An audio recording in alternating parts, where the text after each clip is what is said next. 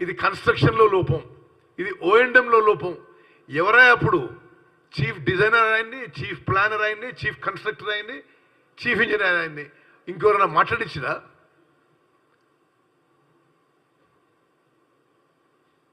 ఒళ్ళంతా పొగరుతో నిండిపోయి కళ్ళు నెత్తికెక్కి ఒక ముఖ్యమంత్రిగా అడ్డగోలుగా ప్రవర్తిస్తే ఈరోజు జనం నిన్ను బొంద పెడితే 104 ఎమ్మెల్యేల నుంచి 39 పడ్డారు.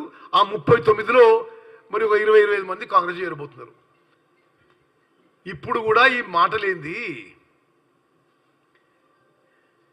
ఒకటే విషయం మళ్ళీ నేను స్పష్టం చేయదలుచుకున్నా,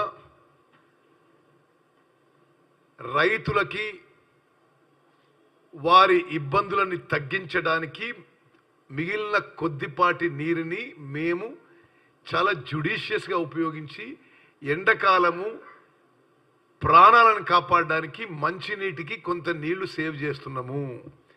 వ్యవసాయాన్ని కూడా ఎక్కడ వీలైతే ఎంత వీలైతే పంట నష్టం జరగకుండా చూస్తున్నాము. మీకు కొన్ని అసలు అఫీషియల్ విషయాలు కూడా చెప్పాలి.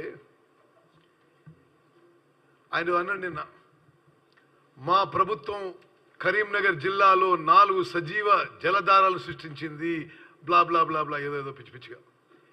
ఓకే, మీకు అఫీషియల్గా చెప్పాలంటే 4 జలధారాల సృష్టి మీ కల్పన తప్ప అందులో ఎంత మాత్రం వాస్తవం లేదు.